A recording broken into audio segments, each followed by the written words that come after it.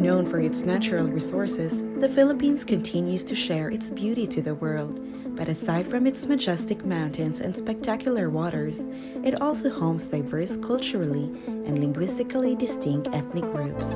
Let's get to know some of the groups found in Luzon and Visayas.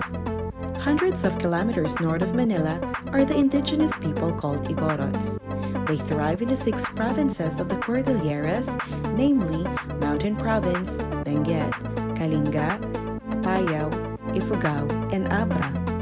They are roughly divided into 6 ethno-linguistic groups: the Bantok, Ibaloy, Ifugao, Isneg, Kalinga, and the Kankanaey. The word Igorot is from the Spanish term Igolots, or the people of the mountains. The Igorots are peace-loving people who value their freedom and their way of life with rich culture and tradition. Some traditions, which are still practiced to this day, are the Bodong of Kalinga, or their peace pact between tribes. Next is the famous Kanyao, an event where they butcher and offer animals, and where the eldest member of the tribe prays to the spirits, and sometimes followed by playing of gongs on certain occasions like death, weddings, or family gatherings. Lastly is the giving of Igorot names. Igorot attires vary from each ethno-linguistic group, although they are now commonly worn only during festivals and other special occasions.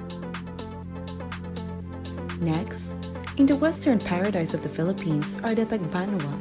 The Tagbanua inhabits both the eastern and western coast of the central portion of Palawan Island. Tagbanua, which means people of the village, is believed to be one of the oldest ethnic groups in the Philippines and are possible descendants of the Tabangnon. They have 2 classifications based on their geographical locations, the Central and the Calamian. These 2 subgroups speak different languages and do not exactly have the same customs. The Tagbanua has the right to manage their land and preserve its rich marine and land resources. They are known for their ritual Pagdidiwata that includes Pagdiwata, a dance to mend factions. The Babaylan becomes possessed and whisk coconut leaves to drive away harmful spirits. It also involves the drinking of rice wine using bamboo straws. Kalooban is the final Thanksgiving for a bountiful harvest. To the eastern part of the Philippines are the Agta, Tabangnon, and Bicol region. Agta Tabangnon's culture is closely related to the Agta. They genetically inherited the curly hair and dark skin of their ancestors, although they are a bit taller.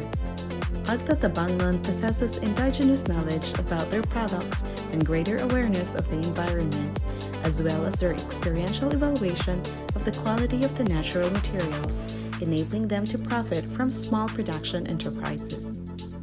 They are also engaged in trade and agricultural labor, like processing of abaca to semi-fibers.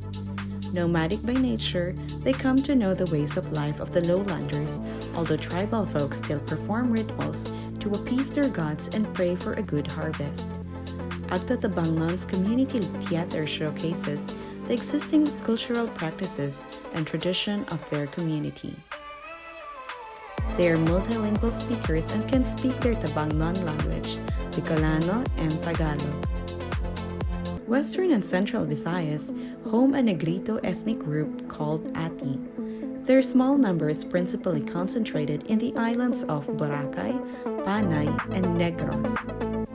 They are genetically related to other Negrito ethnic groups in the Philippines, such as the Agta. The Ati speaks a distinct Philippine language known as Inati, but some can also speak Hiligaynon, Kinaraya, Cebuano, and others. Aside from planting a variety of crops like rice, banana, and root crops, most of the Yaris engage in handicraft such as rattan weaving. The tribe has also kept some of their traditional beliefs and practices despite their exposure to modern society. The famous Ati-Atihan is a festival named in their honor.